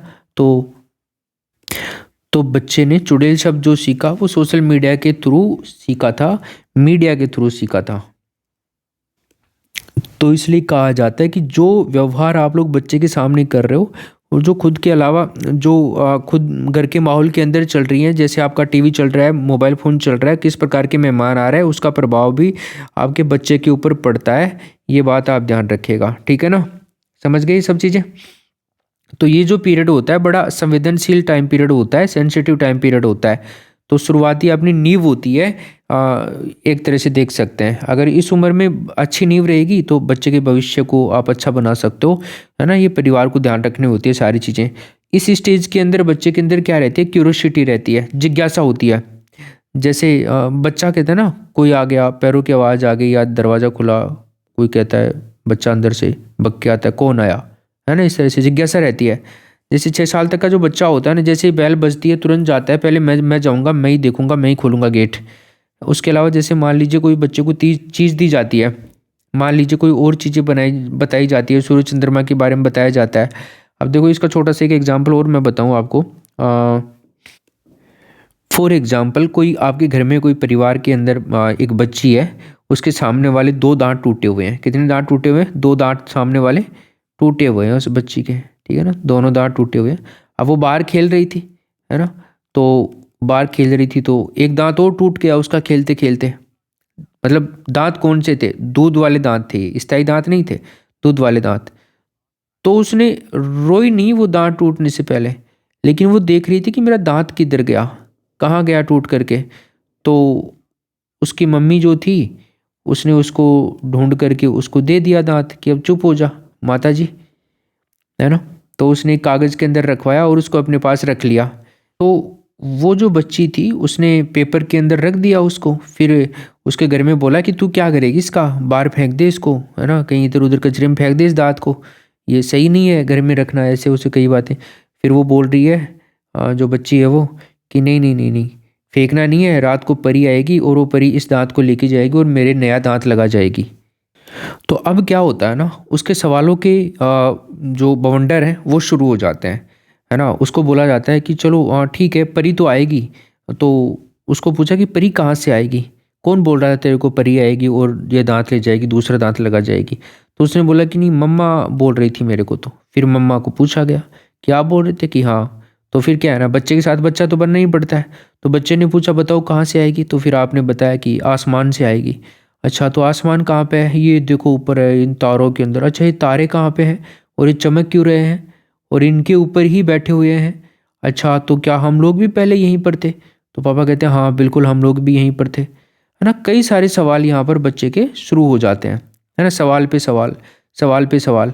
कई बार आप लोग बच्चे को बाहर घुमाने के लिए लेकर के जाओ, आप बच्चे को कुछ भी देख के करके नया बच्चा बोलेगा ये क्या है, ओ देखो ये क्या है ना, उसके बारे में पूछता जाएगा। दुकान को देख करके बोलेगा, सूर्य चंद्रमा को देख करके बोलेगा, बाहर धूप को देख करके बोलेगा, है ना। तो दुनिया भर की जिज्ञासा बच्चे के अंदर रहती है। 2 साल से लेकर के 6 साल की उम्र के अंदर क्यूरोसिटी, जानने की जिज्ञासा बहुत ज़्यादा रहती है संसार के बारे में, जो भी चीज़ें। इसके बाद में जो बच्चा होता है ना, वो लॉजिकल थिंकिंग करना शुरू कर देता है। थिंकिंग स्टार्ट हो जाती है बच्चे के अंदर। इस एज के अंदर क्या कह सकते हो कि तर्क समझ सोच करना बच्चा शुरू कर देता है। इस एज के अंदर चिंतन करना शुरू कर देता है बच्चा, ठीक है ना। यानी कि मूर्त चिंतन ज़्यादा करता है बच्चा इस उम्र के अंदर, ठीक है ना। मूर्त चिंतन, कि जो भी चीज़ बच्चे को दिख रही है ना, उस चीज़ के बारे में बच्चा क्या करता है, सोचना शुरू कर देता है। जो भी चीज़ दिख रही है, जो दिखता है ना अपने को, वो मूर्त होता है। कॉन्क्रीट थिंकिंग बच्चा करना शुरू कर देता है, लॉजिकल थिंकिंग बच्चा शुरू कर देता है। जैसे मान लीजिए उसको कोई हाथी दिख गया या फिर कोई मोर दिख गया, उसके बारे में सोचना शुरू कर देगा। मोर के बारे में सोचना शुरू कर देगा, देखो पापा मोर आ गया, देखो मम्मी हाथी आ गया, ये सब चीज़ें, है ना। और इसके कितने बड़े कान हैं, कितने बड़े दांत हैं, है ना। मोर कितने बड़े पंख हैं। क्यों? क्योंकि उसने हाथी और मोर के बारे में टीवी में देखा रखा है, देखा उसने पहले, या फिर किताबों के अंदर पढ़ रखा है उसने हकीकत में देखी ये चीज़ें। तो यहाँ पर उसके बारे में चिंतन करना शुरू कर देता है बच्चा। उसके बाद में आता है दोस्तों विपरीत लिंग एक साथ रहना, है ना। अपोजिट जो जेंडर होते हैं, 2 साल से लेकर के 6 साल तक के बच्चे होते हैं, ये एक साथ रहते हैं। शुरू में भी अपन ने बात करी थी इसके बारे में कि जब आप बहन भाई थे 2 से 6 तक के, तो आपके खूब आपस में लड़ाई हुई होगी। लड़ाई के आपके निशान भी लगे हुए होंगे। उस समय के काफ़ी सारे निशान कई बार पड़ जाते हैं, क्योंकि भयंकर वाली चोट लग जाती है, तब कई बार निशान छोड़ देते हैं वो, है ना। चाहे वो लड़का हो चाहे वो लड़की हो, है ना, चाहे वो लड़का हो चाहे वो लड़की हो, तो इन दोनों के बीच में इस उम्र के अंदर लड़ाई देखने को मिलेगी हमेशा। साथ में खाएंगे पिएंगे बैठेंगे मूवी देखेंगे, लेकिन फिर भी लड़ाई साथ में होती रहेगी अपोजिट जेंडर के बीच में, ठीक है ना। लड़का और लड़की के बीच में घर के अंदर अगर रह रहे हैं तो दोनों के बीच में लड़ाई शुरू हो जाती है, ठीक है। जब कभी सिगमंड फ्रायड के बारे में अपन पढ़ेंगे ना, तो उन्होंने अपने सिद्धांत के अंदर किस प्रकार से बच्चों के परिप्रेक्ष्य के अंदर कैसे कैसे कौन कौन सी चीज़ें बताई थी, उसके बारे में अपन डिटेल से चर्चा करेंगे। सिगमंड फ्रायड वाले चैप्टर के अंदर उन्होंने काफ़ी बातें करी थी। ठीक है, तो ये 2 से 6 तक की बातें हो गई हैं। अब एक पॉइंट है दोस्तों, इसको थोड़ा सा अपन डिस्कस करते हैं, है ना। एक क्वेश्चन आया हुआ है सीटेट के अंदर, इसके ऊपर थोड़ा चर्चा करेंगे अपन।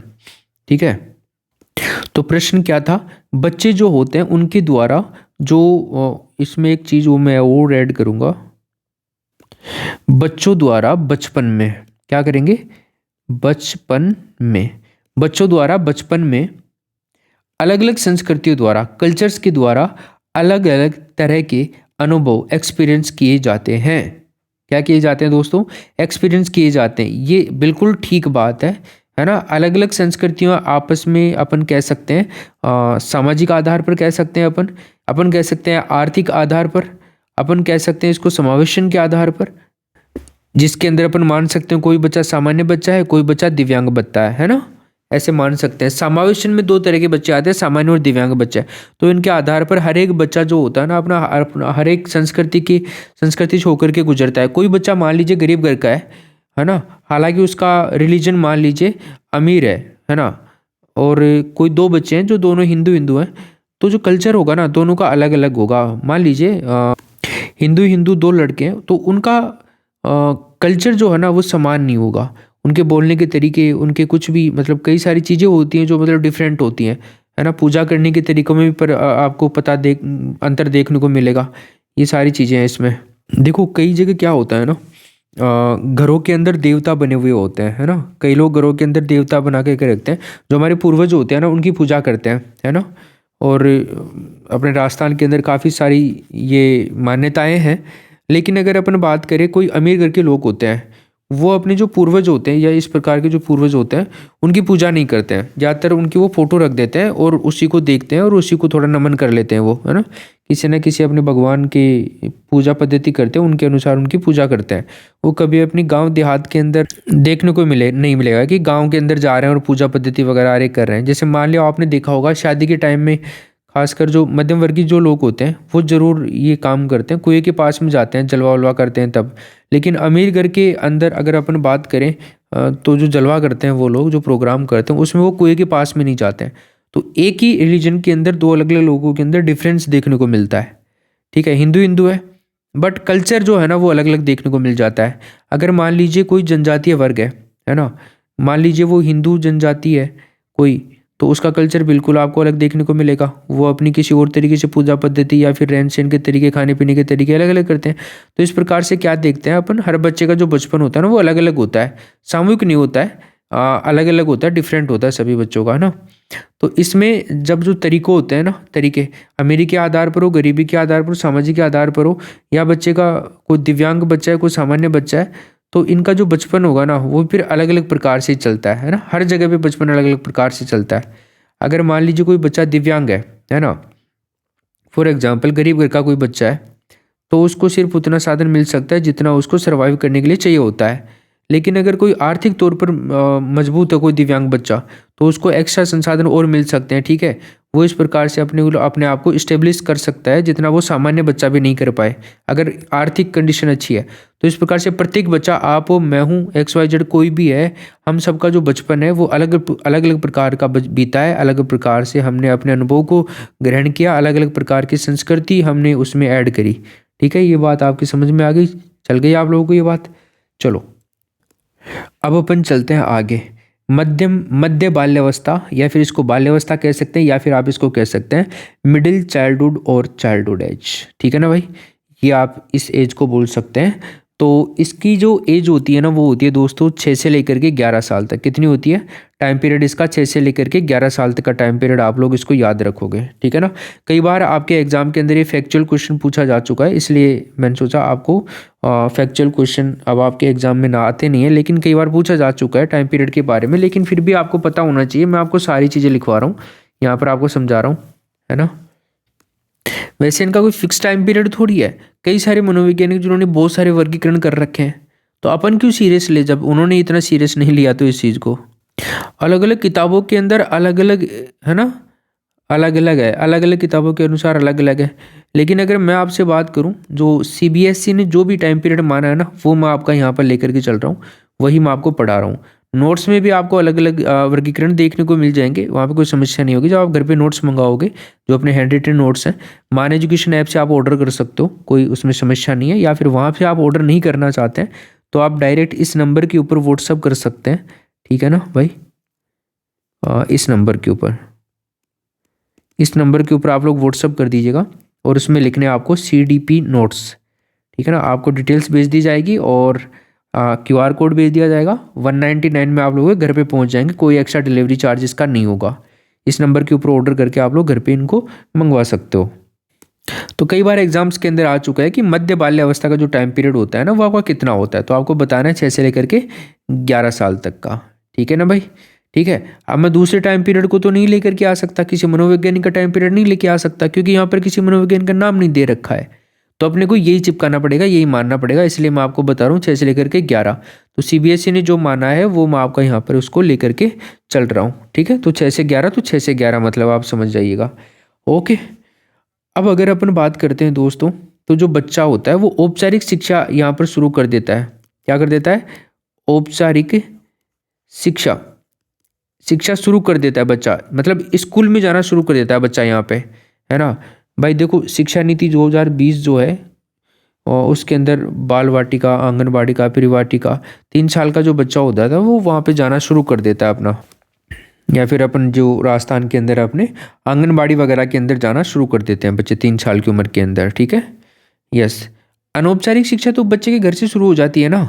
अनौपचारिक जो शिक्षा होती है, अनौपचारिक शिक्षा की अगर अपन बात करें, तो ये जो अनौपचारिक शिक्षा है बच्चे के घर से शुरू हो जाती है, फैमिली से शुरू हो जाती है, परिवार से शुरू हो जाती है भाई। बच्चे को स्कूल जाने से पहले परिवार वाले तो सिखाते हैं ना, ABCD व्यवहार करना सिखाते थे, ठीक है। इसलिए तो कहा जाता है कि स्कूल में औपचारिक शिक्षा लेके जाएगा ना, तो बच्चा कोरी कागज के समान नहीं माना जाएगा, क्योंकि बच्चा जो होता है ना, शुरुआत में कुछ ना कुछ अपना पूंजी लेकर के जाता है स्कूल के अंदर, ठीक है।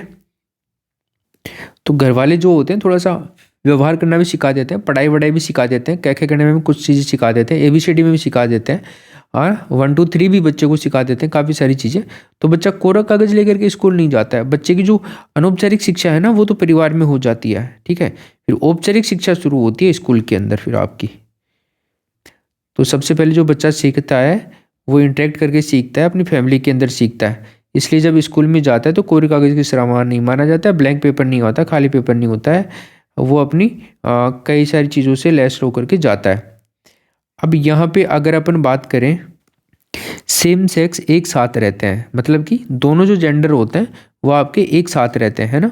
चाहे लड़का और जो लड़का है, लड़का और जो लड़का है वो एक साथ रहेंगे, और तो जो गर्ल्स हैं और गर्ल्स हैं वो एक साथ रहेंगी। यहाँ पर ग्रुप्स बन जाते हैं, ठीक है। अच्छा चलो, मेरे को आप लोग बताओ, जब आप स्कूल के अंदर थे तो प्राइमरी का जो प्राइमरी की आपको याद आ रही है थोड़ी बहुत, है आ रही होगी, सोचो देखें थोड़ा सा इस एज के बारे में। देखो आप, कुछ ऐसा ध्यान आ रहा हो आपके कि जो प्रारंभिक आपकी शिक्षा थी, प्राइमरी शिक्षा, जब आप फर्स्ट क्लास में स्कूल में गए थे, याद आ रहा है आपको उस दिन? कुछ कोई पॉइंट याद आ रहा हो आपको पहला दिन आपका कैसा था?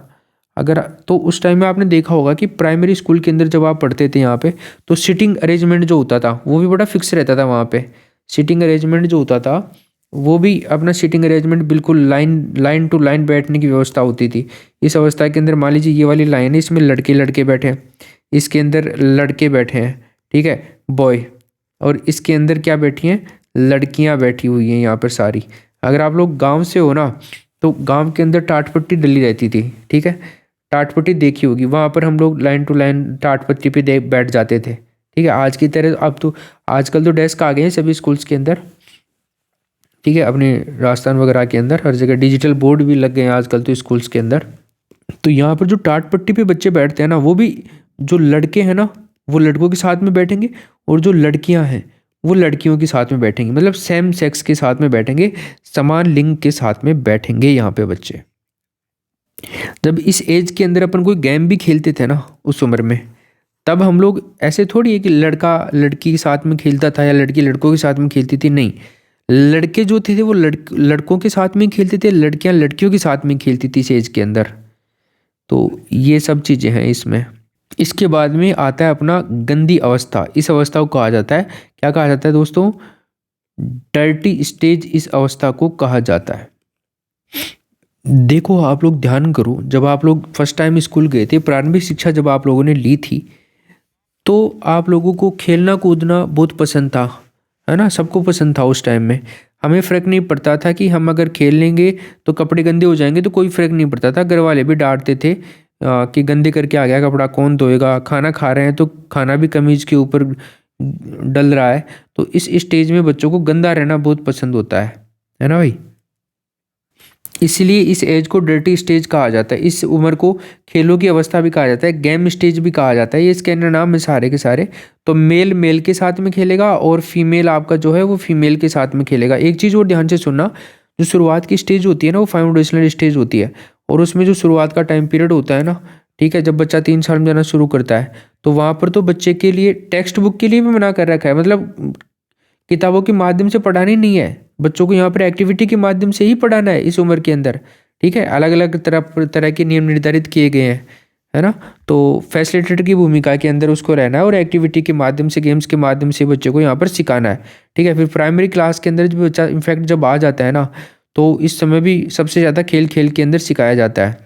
ठीक है, लर्निंग बाय डूइंग के माध्यम से बच्चों को यहाँ पे सिखाया जाता है ना? आजकल देखो स्कूल के अंदर आपका बच्चा पढ़ता होगा तो टीचर जो होते हैं ना, वो व्हाट्सएप पे ही होमवर्क वगैरह कई सारी चीज़ें भेज देते हैं। ग्रुप बने हुए होते हैं ना व्हाट्सएप पे, पेरेंट्स टीचर के जैसे। तो उस हिसाब से कि बच्चे को होमवर्क दिया हुआ है, ये वाला होमवर्क कंप्लीट करवा के भेजना कल, है ना? चलो एक और एग्जाम्पल मैं आपको बताता हूँ। कोई बच्ची है, वो यूकेजी के अंदर थी, है ना? वो सुबह उठी और उठने के बाद स्कूल गई। स्कूल जाने के बाद अपना 1-2 बजे तक स्कूल होता है, उसके बाद में थोड़ा सा खाना पीना खाया और उसके बाद तुरंत वो अपने ट्यूशन चली गई। ट्यूशन से जाके अपना काम किया उसने। तो देखो उसका जो टाइम रहा वो पूरा किस में रहा? स्कूल में और ट्यूशन में। उसने अपने शरीर पे ध्यान नहीं दिया। जबकि जो सबसे ज़्यादा ज़रूरत होती है ना, वो होती है किसकी? नींद की ज़रूरत। ठीक है ना भाई? किसकी नींद की ज़रूरत होती है? नींद की ज़रूरत होती है बच्चों को। छोटे बच्चों को ज़्यादा से ज़्यादा खाने की ज़रूरत होती है, नींद की ज़रूरत होती है और खेलों की ज़रूरत होती है भाई। ठीक है, जितने ज़्यादा बच्चा खेल खेलेगा ना, है ना भाई, उतना ही बच्चे का अच्छा सर्वांगीण विकास होगा। डेवलपमेंट के जब डोमेन देखे थे, विकास के आयाम देखे थे, तो उसमें बच्चे का मानसिक विकास ही नहीं करना है, शारीरिक विकास भी करना है, ये देखा था अपन ने। तो बच्चा खेलों के माध्यम से जो सीखता है ना, सामाजिक विकास तो होता ही होता है, सारा विकास होता है यहाँ पे। क्योंकि बच्चे जो होते हैं ना, आपस में ग्रुप बना के खेलेंगे, टीम बन के खेलेंगे, उसके जो गैंग के लोग हैं वो खेलेंगे, तो बच्चे का यहाँ पे सामाजिक विकास हो जाता है। ठीक है, खेल खेलना गलत नहीं है। अगर आपके घर के अंदर छोटा बच्चा है, खासकर अगर वो प्राइमरी क्लास के अंदर है, तो उसको ज़्यादा से ज़्यादा गेम आप उसको खिलवाया करें, है ना? एक्टिविटी ज़्यादा से ज़्यादा करवानी चाहिए उसको, बच्चे को, चाहे उसको कॉपी किताब को रटवाने पर या फिर इन चीज़ों के ऊपर फोकस नहीं करना है। बल्कि आपको अजीब लग सकता है, लेकिन ऐसा फोकस नहीं करना है। कुछ समय के बाद जब देखोगे ना, तो इसका प्रभाव बच्चे के ऊपर ज़्यादा पड़ने वाला है। बच्चा खुद से डिसीजन नहीं ले पाएगा। अगर आपका कोई बच्चा प्राइमरी के अंदर है और उसको होमवर्क दिया जा रहा है, तो आप मना कर सकते हो टीचर को कि प्राइमरी के अंदर आप होमवर्क कैसे दे रहे हो बच्चे को, क्योंकि प्राइमरी में तो होमवर्क दिया ही नहीं जाता है, रूल ही नहीं है। तो उसकी जगह आप लोग क्या काम करिए, होमवर्क को कर दो बिल्कुल कम। तो बच्चों को जितना भी हो सके एक्टिविटी करवाइए, पार्टिसिपेट करवाइए गेम्स के अंदर, और खेल खेल के माध्यम से स्कूल के अंदर जो टीचर होगी वो उसको पढ़ाएगी। प्राइवेट स्कूल के अंदर सबसे बड़ी दिक्कत यही है, ऐसे टीचर होते हैं जो मतलब डायरेक्ट आ जाते हैं, समझा देते हैं, रट्टे मरवा देते हैं किताबों में और जो भी है मतलब करवा देते हैं, कोई फिजिकल एक्टिविटी नहीं करवाते हैं। तो जो NEP 2020 है, जो 20 में आई है, उसके अंदर इम्प्लीमेंट होने में अच्छा खासा समय लगने वाला है। इसमें काफ़ी सारा समय लगेगा। ऐसा नहीं है कि लागू हो गया और सब कुछ काम इसका ठीक ठाक से हो गया। धीरे धीरे इसमें काफ़ी सारा टाइम लगेगा। इसी उम्र को क्या कहा जाता है दोस्तों? स्टोरेज की एज भी कहा जाता है। संग्रहण की प्रवृत्ति वाली एज भी इस एज को कहा जाता है। आप थोड़ा सोचो, जब आप लोग प्राइमरी स्कूल के अंदर थे, तो आप लोग कुछ चीज़ों का कलेक्शन करते थे, कुछ चीज़ों को स्टोर करते थे अपने पास में।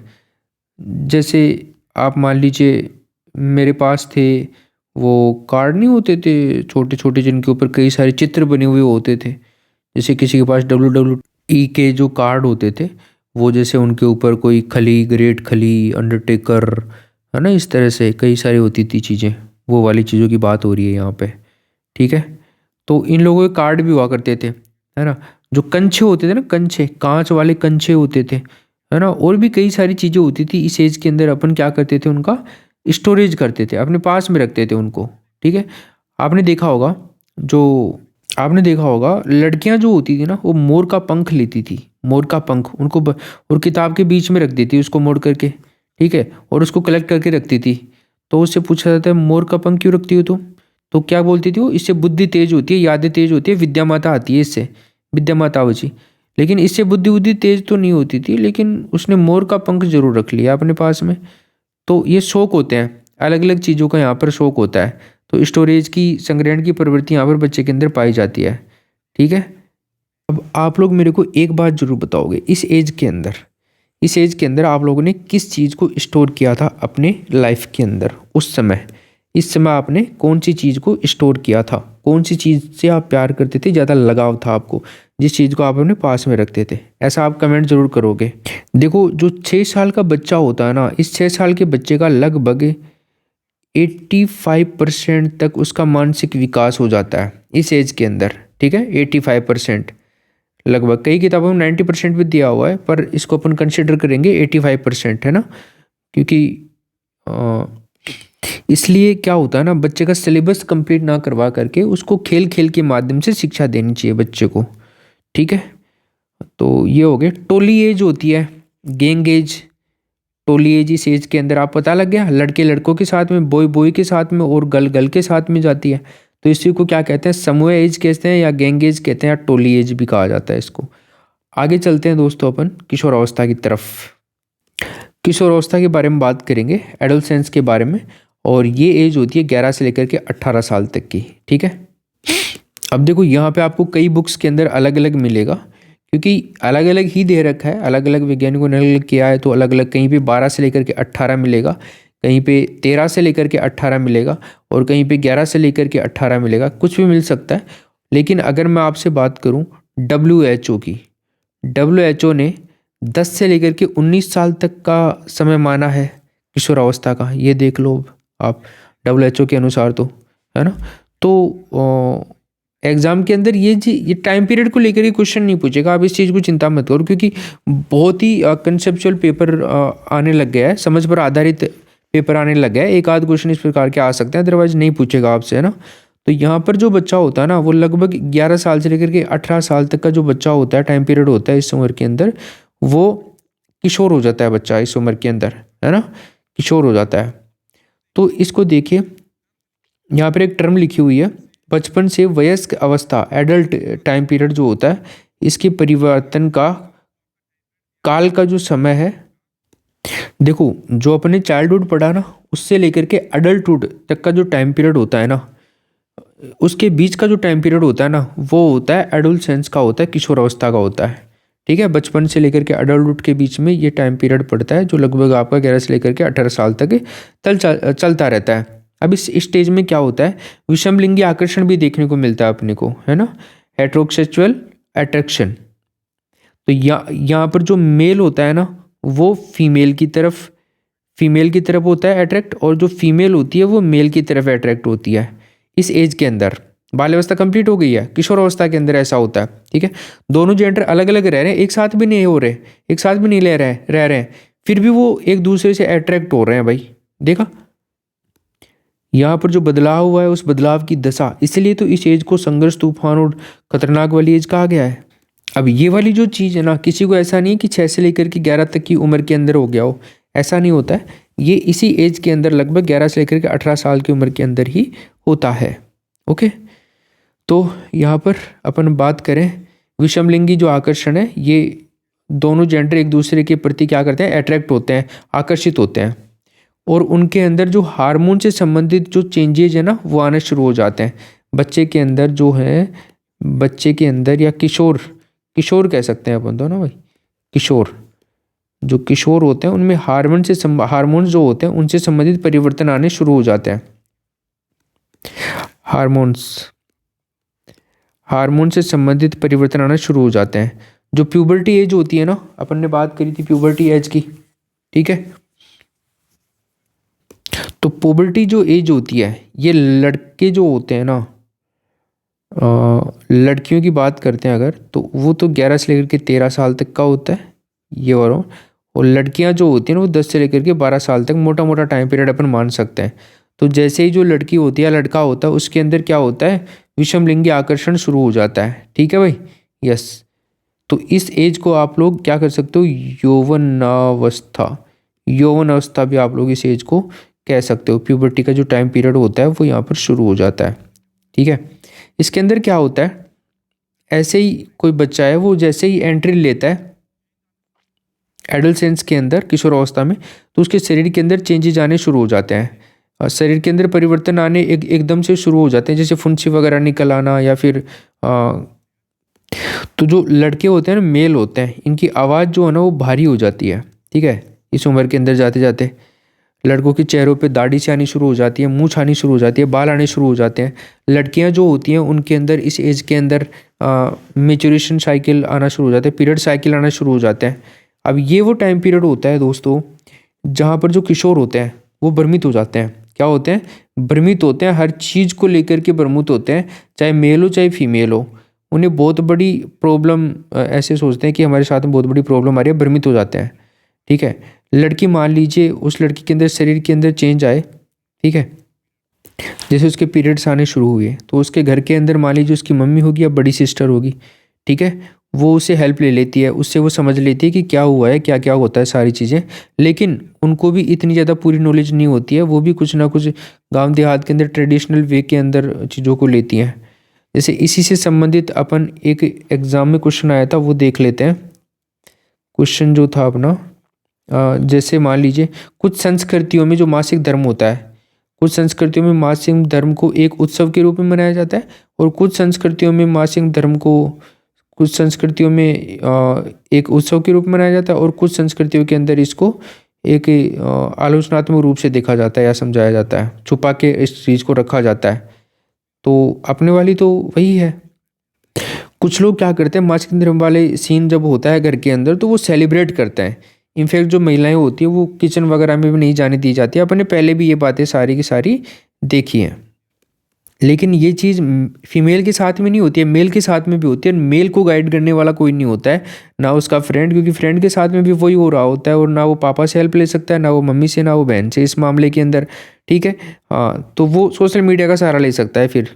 बट इसके लिए सरकार ने भी काफ़ी इनिशिएटिव चला रखे हैं, भारत सरकार ने, चाहे वो राजस्थान सरकार हो आपका, तो प्रोग्राम पहले से भी चला रखे हैं, और हेल्पलाइन नंबर वगैरह इनसे काफ़ी सारी हेल्प की जाती है किशोरों की। एक टेलीकॉलिंग नंबर भी दिया हुआ, उस नंबर के ऊपर जैसे वो किशोर अवस्था में एंट्री लेता है तो उस नंबर पर कॉल कर सकता है। अगर उसको कोई प्रॉब्लम है हॉस्पिटल जाने से या फिर कोई और दिक्कत आ रही है, तो आप कॉल करके पूछ सकते हैं कि आपको इस प्रकार की प्रॉब्लम हो रही है, ये बदलाव हो रहे हैं, तो वो गाइड करेंगे आपको। ठीक है, जो भी किशोर होते हैं उनको। तो इस प्रकार के सरकार के द्वारा काफ़ी प्रोग्राम भी चलाए जाते हैं। यहाँ पर समझ गए आप लोग, बच्चे के अंदर जो किशोर होते हैं उनके अंदर बहुत सारी चेंजेज आने शुरू हो जाते हैं। ठीक है, ओके। अब उसके बाद हम बात करते हैं परिवार की तुलना में फ्रेंड्स की राय महत्वपूर्ण होती है। परिवार की तुलना में क्या होता है, दोस्त जो होते हैं उनकी राय महत्वपूर्ण होती है। क्या होता है इसमें, बच्चा जो होता है ना वो परिवार की नहीं सुनेगा, दोस्तों की ज़्यादा सुनेगा इस एज के अंदर, है ना, स्वायत्ता की ओर बढ़ता है बच्चा। ठीक है, अब इसमें क्या होता है ना, बच्चा खुद को तो समझता है बड़ा, और फैमिली में जो मेंबर होते हैं वो बच्चे को क्या करते हैं, समझते हैं छोटा। अब बच्चा खुद तो समझेगा बड़ा, लेकिन परिवार वाले छोटा समझते हैं, इसलिए बच्चा चाहता है कि मेरे को सब लोग बड़ा समझे और मेरी बात सब माने। ऐसे बच्चे को गलत फहमी हो जाती है जो कि कभी पूरी नहीं होती जब तक वो नौकरी नहीं ले जाता है, जब तक वो शिक्षक नहीं बन जाता है। ऐसा तो घर वाले कहते हैं कि तू भी बड़ा नहीं हुआ है, चुपचाप हमारी बात मान लिया, कि ज़्यादा एंटीन लगाया ना तो फिर देख लेना हालत ख़राब कर दी जाएगी तेरी।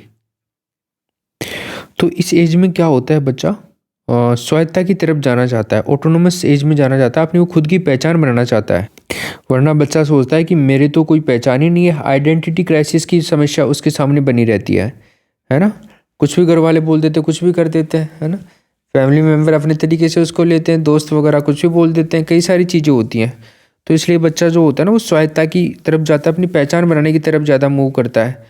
तो बच्चा कभी तो पहचान बनाने के अंदर इतना डूब जाता है कि आपने देखा होगा क्राइम की ओर भी बढ़ जाते हैं। कई सारे बच्चे जो होते हैं कुछ ना कुछ गलत भी कर जाते हैं।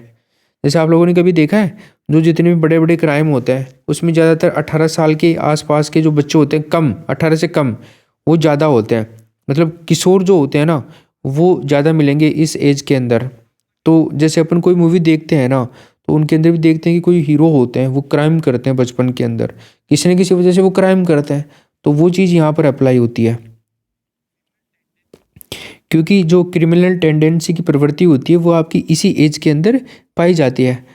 अब मान लीजिए आपको दोस्तों के साथ में घूमने फिरने जाना है या फिर आपको अपने दोस्तनी के साथ में घूमने फिरने जाना है, तो आपने फैमिली वालों से पैसे मांगे, मुझे पैसे दे दो।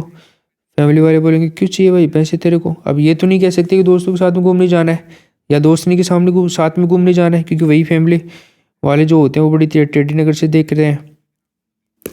फिर भी दोस्त के साथ में चल सकता है, दोस्तनी के साथ में तो बिल्कुल नहीं चलेगा। ठीक है, तो दोस्त क्या काम करता है, वो बच्चा क्या काम करता है, तो उसके दोस्त के सामने बेइज्जती होगी या उसकी दोस्तनी के सामने बेइज्जती होगी, तो बच्चा यहाँ पे क्या करेगा, बच्चा यहाँ पे चोरी करेगा। क्या करेगा बच्चा, चोरी करेगा। आप में से भी कई लोग ऐसे रहे होंगे कि जिन्होंने किशोरावस्था के अंदर कोई ना कोई चोरी जरूर करी होगी कि अपने दोस्तों के अंदर ये चीज़ है, अपने घर वाले तो पैसे देते नहीं है तो यहाँ से अपना थोड़ा सा अपन कर लेते हैं। ठीक है, इस तरह की चीज़ें हैं, किसी भी कारण से करी हो आपने, कोई सामान लाने के, गेम खेलने के लिए या फिर कुछ और चीज़ के लिए करी हो, तो इस प्रकार जो क्या होता है ना, बच्चे जो होते हैं ना वो अपनी इस प्रकार की चीज़ें करना शुरू कर देते हैं। तो बच्चा इस एज में क्या करता है, खुद की पहचान बनना शुरू कर देता है। ये बात आप लोगों को ध्यान में रखनी है ना। उसके बाद में खुद की पहचान का निर्माण हो गया, बिल्ड वंस ओन आइडेंटिटी। और जीवन का सबसे कठिन काल भी इस उम्र को ही माना जाता है, the most difficult period in of life. यहाँ पर कैरियर बनाने की टेंशन होती है, यहाँ पर आगे बढ़ने की टेंशन होती है, यहाँ पर पढ़ाई की टेंशन होती है, यहाँ पर दूसरों के सामने इमेज बनाने की टेंशन होती है, अपनी आइडेंटिटी बनाने की टेंशन होती है। तो सबसे ज़्यादा जो टेंशन होती है ना, वो है आपकी खतरनाक, वो एडोलसेंस देखने को मिलती है। किशोरावस्था ये सबसे खतरनाक एज होती है, समझ गए। अगला देखो, इसके ऊपर आप नज़र डालो थोड़ा सा।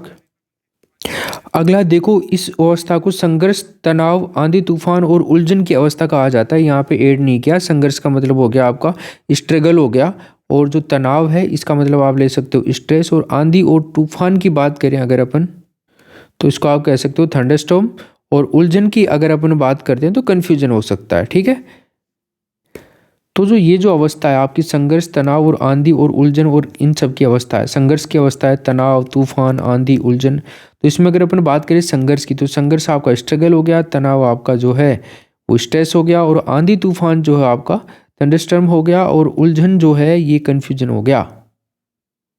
फिर आता है अमूर्त चिंतन, एब्स्ट्रैक्ट थिंकिंग। मैंने आपसे कहा कि आपने बचपन में बताइए क्या क्या चीज़ें चुराई थी, तो आपके दिमाग में जो अमूर्त चिंतन है वो शुरू हो गया। और यहाँ पर बच्चा उन चीज़ों के बारे में भी अमूर्त चिंतन करना शुरू कर देता है जो उसको दिख नहीं रही हो। ठीक है, दिखती नहीं है, उसको पकड़ में भी नहीं आती है। वीर पूजा, हीरो वर्शिप की भावना भी इस उम्र के अंदर ही होना शुरू हो जाती है। जो किशोर होते हैं आपने अपना एक किसी को आइडल मान करके उसको फॉलो करना शुरू कर देते हैं। ठीक है, जिसको कहते हैं फैन फॉलोइंग, है ना। किसी हीरो या हीरोइन की फैन फॉलोइंग बहुत तगड़ी होती है ना। टीचर आजकल तो इतने हीरो बन रहे हैं, है ना। टीचर जो हैं सामान्य टीचर नहीं रहे हैं, टीचर आजकल के जो हैं वो किसी को भी ले सकते हो आप लोग, मेरे को ले सकते हो आप लोग, है ना। हाँ, इंडिया के अंदर जो भी बड़े बड़े टीचर हैं वो किसी सेलिब्रिटी से कम नहीं रहे हैं आजकल के जो टीचर्स हैं वो, है ना। कि कई सारे स्टूडेंट्स देखते हैं आप लोग कमेंट के अंदर, सर मेरे को आपकी तरह बनना है, सर मेरे को वो करना है, सर मेरे को वो करना है, कई सारी चीज़ें। मैं मेरे को इतना बहुत बड़ा नहीं मान रहा हूँ, मैं आपकी तरह ही हूँ, लेकिन मैं आपको एक एग्जांपल दे रहा हूँ कि वीर पूजा की जो भावना है उससे संबंधित ये जब बात आ गई तब मैं आपको बता रहा हूँ। तो जो किशोर होता है ना वो अपना किसी न किसी को आइडियल मान करके उसको फॉलो करना शुरू कर देता है, और इसी चीज़ को हीरो वर्शिप बोलते हैं या इसी चीज़ को वीर पूजा कहते हैं। तो जो लड़के जो होते हैं ना, लड़के बॉय, वो अपना हनुमान जी को अपना आदर्श मानना शुरू कर देते हैं। लड़कियां जो होती हैं ना वो शंकर भगवान को अपना आदर्श मानना शुरू कर देती हैं।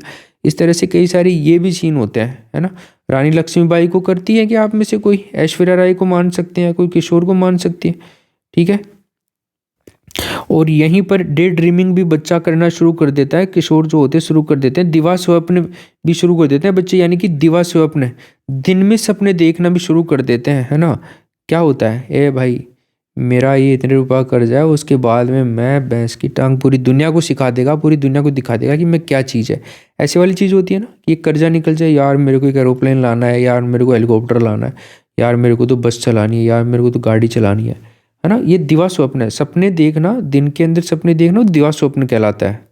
या फिर आप इसमें सोचते हो कि एक बार कम से कम टीचर बन जाऊं, फिर देख मैं क्या क्या करता हूँ, इस दुनिया के अंदर तबाही ला दूंगा। पूरे के पूरे प्रश्न सही करके दिन में तहलका मचा देना, ठीक है। तो ये सब क्या है, दिवा स्वप्न है भाई। लेकिन अगर आप लोग अभी भी डे ड्रीमिंग कर रहे हो तो गलत बात है, ये किशोरावस्था तक चलता है, आप लोग हो चुके हो बूढ़े। अगला पॉइंट जो है वो अपन बाल्यावस्था में पढ़े थे कि अलग अलग संस्कृतियों में बच्चे अलग अलग तरीके से किशोरावस्था में प्रवेश करते हैं और इसका अनुभव भी क्या करते हैं, अनुभव भी प्राप्त करते हैं इसका। तो दोस्तों ये थी आपकी बाल विकास की जो अवस्थाएं हैं, इनको मैंने डिटेल में आप लोगों को पढ़ा दिया है। अब अपन नोट्स में भी इनको और डिस्कस कर लेंगे बढ़िया ढंग से, ठीक है। चलो धन्यवाद। एक कमेंट आप सब लोग करके जाइएगा और मान एजुकेशन ऐप से एप्लीकेशन से आप लोग ऑर्डर कर दीजिए नोट्स, जो आपको आपके घर पे मिल जाएंगे। या फिर ये वाला जो नंबर है, इस नंबर के ऊपर आप लोग कांटेक्ट कर सकते हो व्हाट्सएप पे, और उसमें लिख सकते हो CDP नोट्स लिख दीजिएगा, आपको सारी डिटेल वहाँ पर मिल जाएगी। ठीक है दोस्तों, धन्यवाद, thank you so much, have a good day.